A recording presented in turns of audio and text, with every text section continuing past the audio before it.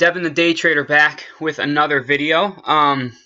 Hopefully you guys had a profitable Tuesday. I know I wasn't able to trade on that day, but I definitely was able to catch the first 30 minutes or so of the opening bell, and unfortunately I wasn't able to take any trades.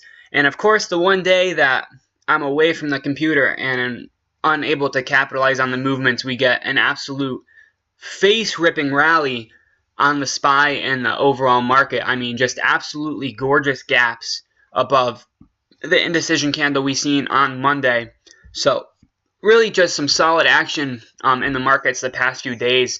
And today is a green day for me. Really good green day for me. I'm happy with how I traded this because I was just about to walk away from the computer because nothing really tickled my funny bone until I seen this reversal on the Qs midday, the Morningstar reversal, and I ended up taking that trade. We'll go over that in a second, but as far as today goes, I am up about $15, give or take 16 before commission, and giving me up about, we'll round it up to $21 for this week and for the month of June so far.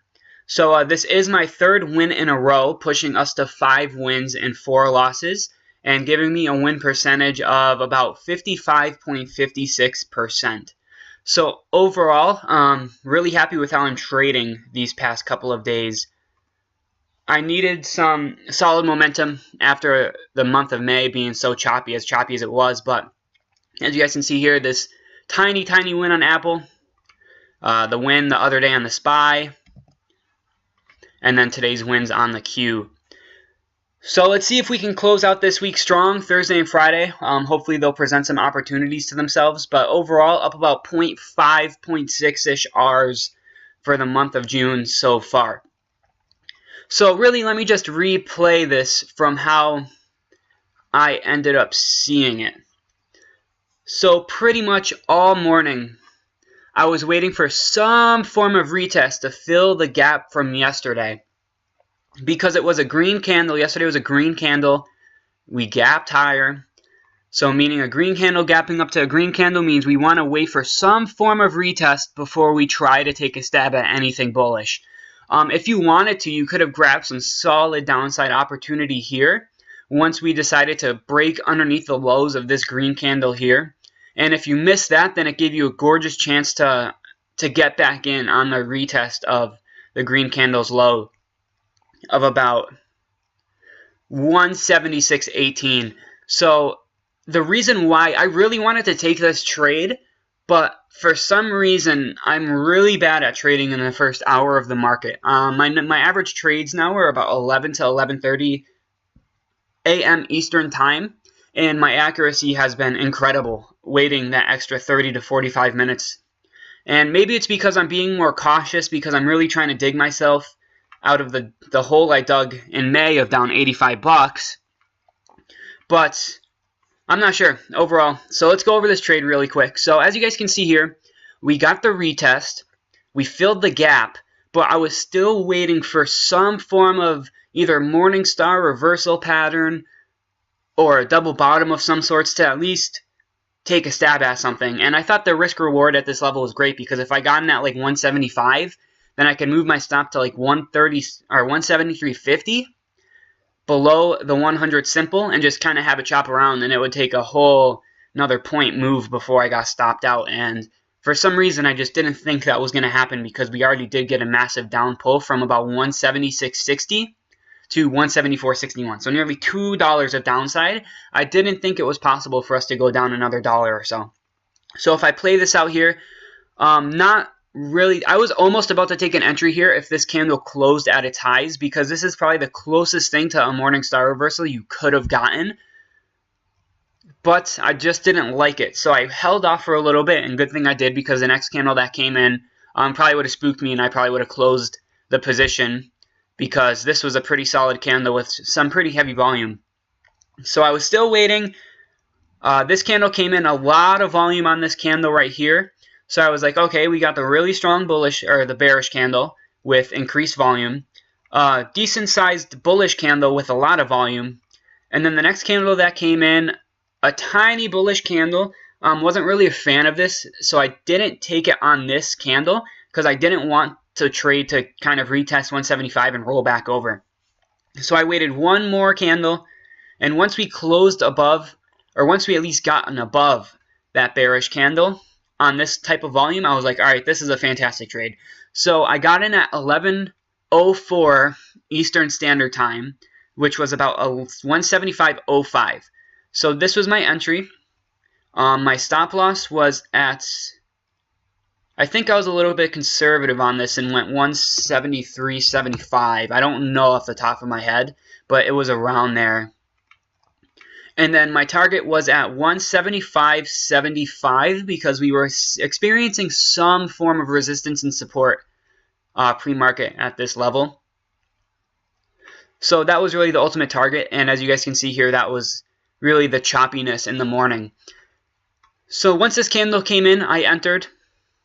If I play it out for you guys here, this candle right here kind of made me nervous because it was bearish, and I thought we were going to either do a double bottom before bouncing higher, and I didn't really want to sit through that. But the volume wasn't that high on it, so I wasn't too worried. But all in all, I didn't want to get trapped in this trade because, you know, that would have sucked. So that candle came in, kind of got me nervous, but looking at it after, it makes sense because this candle had so much volume that the people that got in around like 174.50 probably were just locking in some gains around here. So keep it playing. The next candle to come in, another candle that kind of made me nervous because we had a tweezer top at 175.30 at this point. The next candle that came in broke above 175.30 by 1 penny.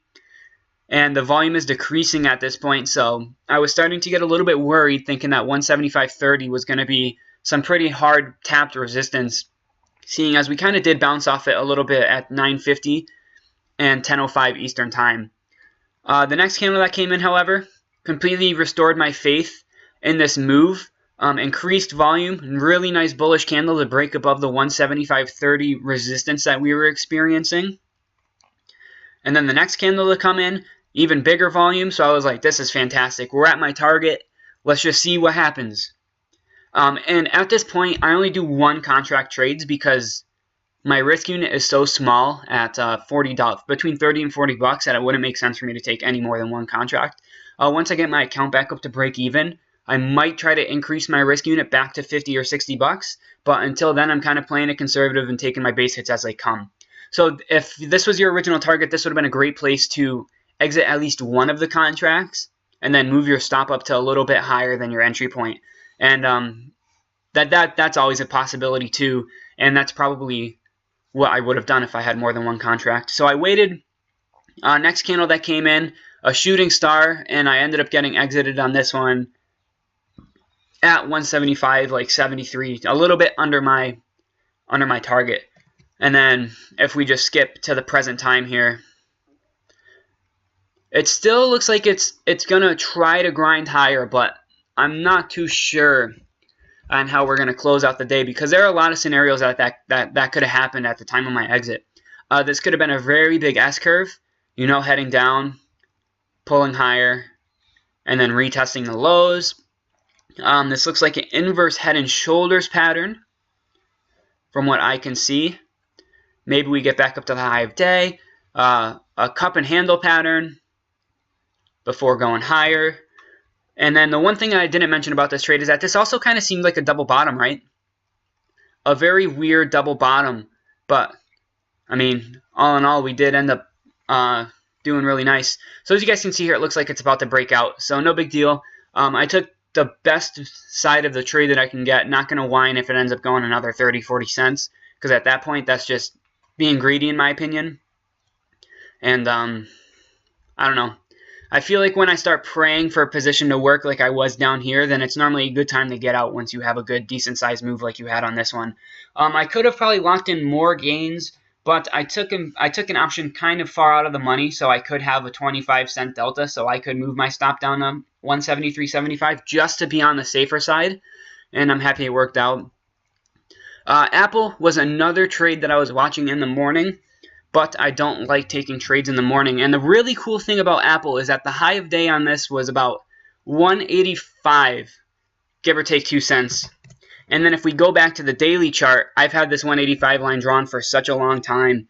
And basically all that is from this candle back here on the 19th of November and this candle down here at the 3rd of December. And if we scroll back far enough, you can see we've kind of had some support off this level for a while.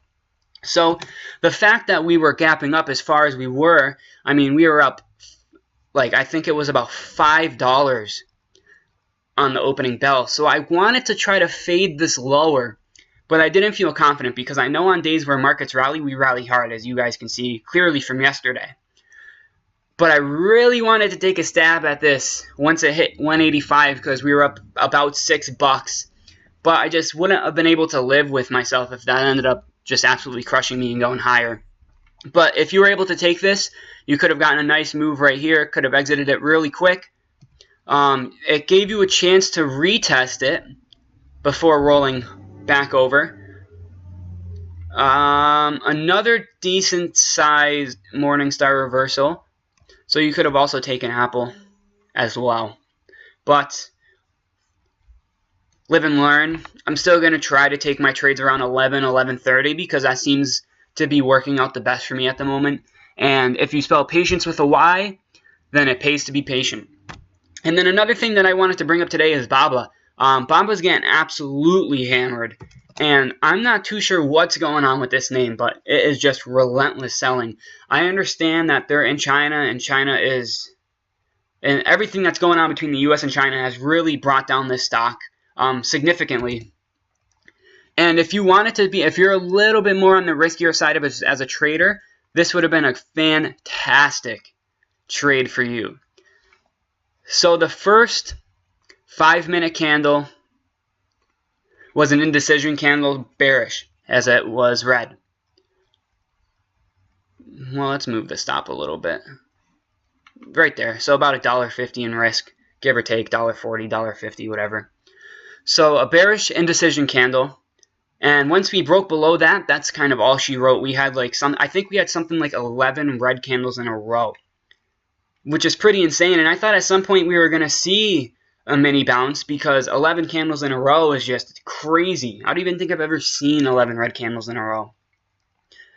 And it never really ended up retesting either. So if you were looking to get into this bearish, I mean, the only place you could have potentially even gotten close to in bearish is underneath this green candle right here, and you would have snagged it up pretty nice. But now after looking at it, I mean, a really nice down move. Sort of looks like a tiny double bottom. Came up, retested those levels, and it looks like we're going higher. The 200 simple moving average might hold this thing up on the 5-minute chart, but I guess we'll have to wait until the end of the day to find out. But overall, if we switch to the daily chart here, stocks gapped up above their moving averages. So we do look a little bit on the bullish side now. But who knows? All it takes is tomorrow to gap below this candle, and we're going to see another massive sell-off. But that's the cool thing about the markets, is that nobody ever really knows what's going to happen. And I think that's why I like trading so much, because no specific day is going to be the same as yesterday.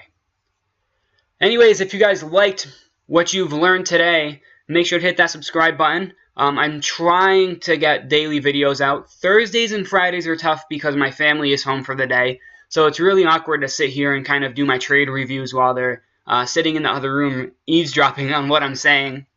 So that's a little bit uncomfortable for me. So maybe no videos tomorrow or Friday, but I will definitely try to get another one in on Monday. And again, if you guys like what you heard, make sure to hit the subscribe button. Like the video.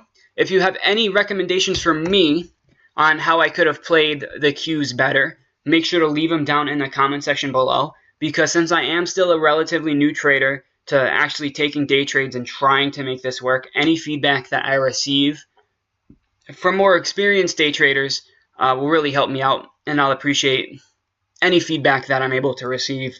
And if you guys want me to review any stocks that you have in mind that are looking at taking a stab at over the upcoming days, make sure to drop them in the comment section below as well. I would love to see what you guys are trading. I would love to see your inputs. And overall, I would just like to see some new stocks other than the typical 11 that I like to trade. So that's it for me today. Hopefully you guys enjoyed today's video. You learned something new, and you are able to apply something when you are taking your next trade. I'll see you guys either tomorrow or next Monday. Thank you for watching. Bye.